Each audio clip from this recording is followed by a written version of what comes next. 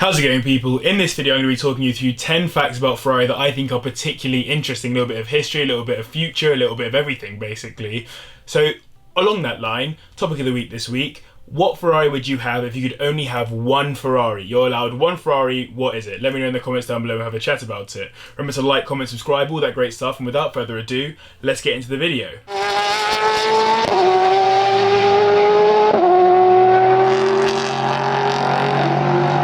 Enzo Anselmo Giuseppe Maria Ferrari, born on the 20th of February 1898 in Modena, began life as the son of Alfredo Ferrari and Adalgisa Bispini, and the younger brother of Alfredo Jr. He grew up around racing. At the age of 10 was inspired by Felice Nazzaro's win at the 1908 Circuit of Bologna to become a racing driver. This dream was quickly derailed by World War I, where he served in the 3rd Mountain Artillery Regiment of the Italian Army, and was only discharged in 1918 due to a flu pandemic which also saw the death of both his father and his brother. The death of these two caused the family's carpentry business to collapse, so Enzo started to seek a job in the car industry following the war. He unsuccessfully applied to FIAT before becoming a test driver for CMN, and ultimately became a racing driver in time for his 1919 racing debut, where he finished 4th in his category at a hill climb event. In 1920 he joined the racing department of Alfa Romeo as a driver and won the Coppa Acerbo at Pescara in 1924, which opened doors to more prestigious competitions. When Antonio Ascari died in 1925, Enzo tried to continue racing through the shock, but ultimately retired in 1932 after the birth of his son, Alfredo,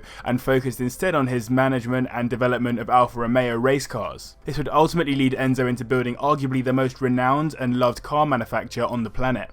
In his management and development role at Alfa Romeo, Enzo built up a race team of some incredible drivers, like Giuseppe Campari, and cars like the P3. This team was fully founded in Modena in 1929 and named Scuderia Ferrari. That should sound familiar to some of you. It actually means Ferrari stable in Italian, but has become synonymous with Team Ferrari. Originally, Scuderia Ferrari bought, prepared, and fielded race cars for gentlemen drivers, basically the ultra-wealthy men that wanted to race cars in big events like Le Mans. Alfa Romeo agreed to support Scuderia Ferrari until 1933, when they could no longer afford to do so, until Pirelli stepped in and saved the day. The team continued, though it struggled against the likes of Auto Union and Mercedes, and was ultimately dissolved in 1937, with Alfa favouring a fully manufacturer-owned team instead. Enzo remained as the sporting director until a disagreement with Alfa's managing director caused him to leave and start his own company in 1939, Auto Avio Costruzioni, which supplied parts to other racing teams. It was named this due to a contractual agreement Enzo had with Alfa Romeo, which stated that he couldn't use the Ferrari name,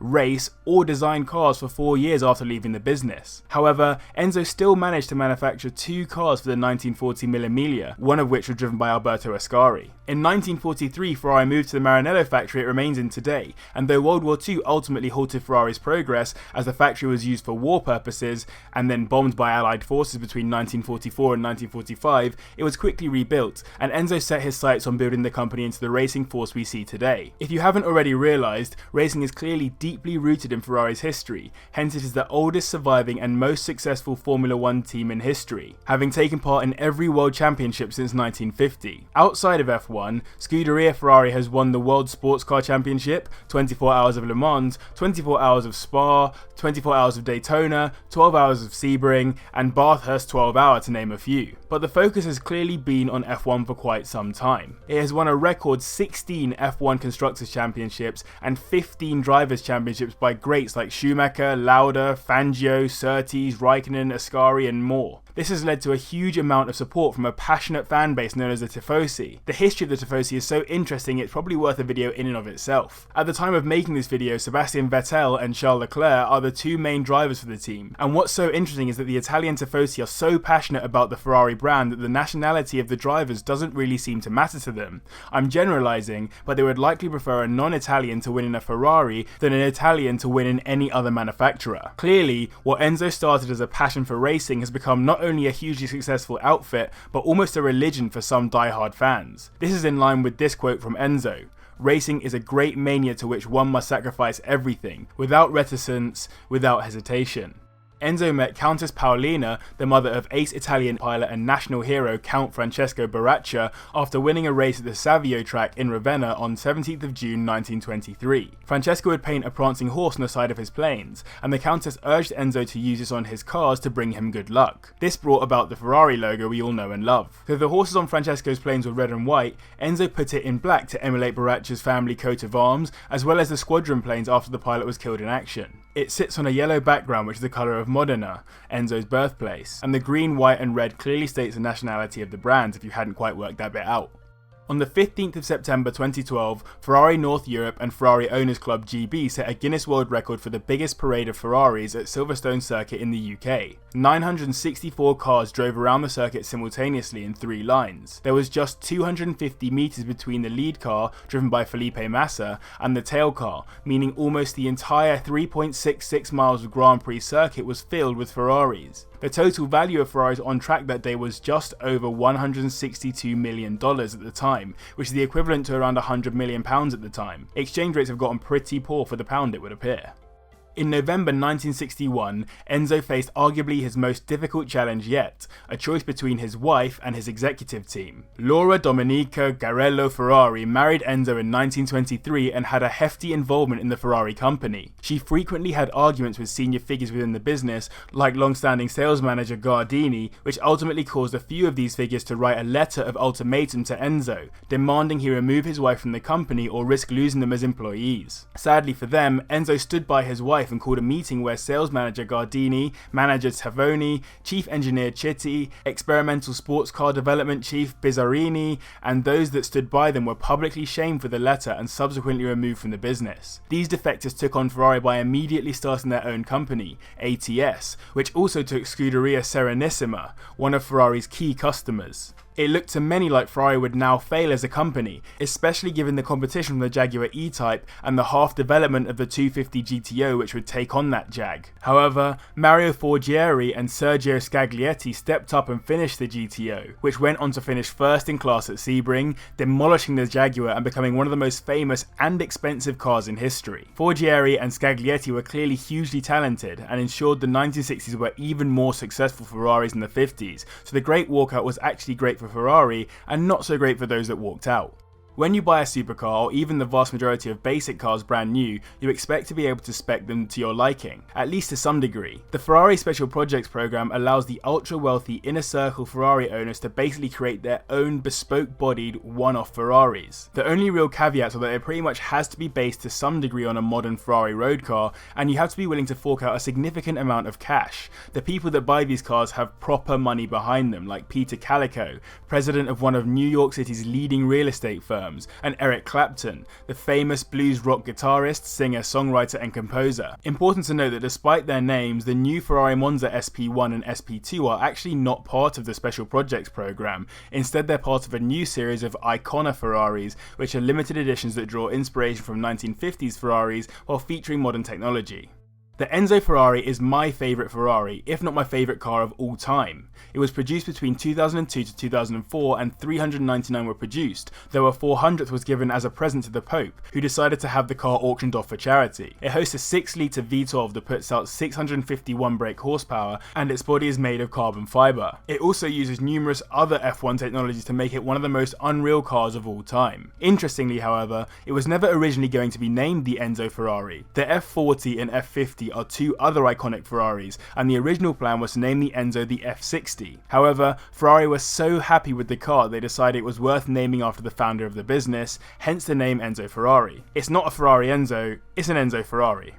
When I imagine a Ferrari in my head, I tend to imagine it being red, and that's because until the 1990s, 85% of Ferraris sold were red. That has dipped down to around 45% now with increased spec options, but still remains the most chosen colour for the manufacturer. Interestingly, despite the wealth of colours to choose from, you can't get a pink Ferrari from factory as it's forbidden by the company. The reason why Ferraris are red, and more specifically race red, is simply that it's the international motor racing colour of cars entered by teams from Italy. Back in the day, it was the norm for countries to use their national racing colour, like British racing green on Jaguars or blue on Bugattis. Throughout Ferrari's F1 history, its cars have always been Rosso Corsa, except for that brief moment that they weren't. With just 2 races to go in the 1964 F1 season, the FIA refused to homologate Ferrari's new 250 LM race car, and the Italian motorsport governing body ACI didn't back Ferrari up, so in anger, Enzo handed back his competition license and said he would never race in Rosso Corsa again. For the final 2 races of the F1 season, Ferrari raced under the North America Racing Team name,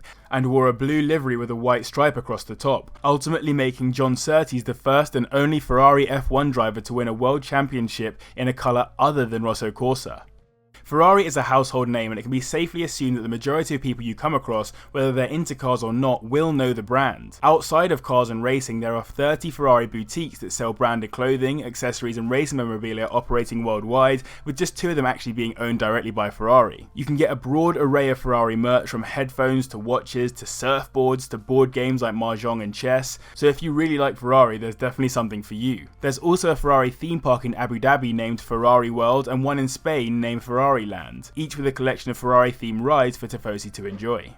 In a world that is edging ever closer to electric cars, how will Ferrari respond? We've already seen Ferrari's LaFerrari, a hybrid of sorts, lead the way in Ferrari's electric vehicle lineup, and the new SF90 Stradale is the first plug-in electric hybrid in Ferrari's offering, so clearly they are testing the waters with electric cars. This should come as no surprise. In order to remain relevant, even legal, car manufacturers will likely have to produce exclusively electric cars within the next 30 years or so. That said, it's not really in keeping with what Ferrari stands for, as Enzo himself said, "I build engines and attach wheels to them." And though former chairman Luca di Montezemolo suggested Ferrari will never manufacture an electric car as long as he's chairman, the key part of that statement is the fact that he is no longer chairman. In his mind, it was important to keep the sound of Ferrari engines, which an electric motor simply can't replicate. Current chairman Sergio Marchionne suggested instead that if there is an electric supercar to be built, then Ferrari will be the first. And though I think he may be ignoring numerous other electric supercars already on the market, this would suggest that Ferrari are going to head down the electric route in the not too distant future. And as a rebuttal to the sound point, Marchionne goes on to suggest, so whenever Ferrari will express itself in a fully electric vehicle, it will do so by making sure that both the sound and handling are reflective of Ferrari's heritage. So I hope you all enjoyed that video and learned something new. I want you guys to be the most informed car people on the internet, as I'm sure you're aware.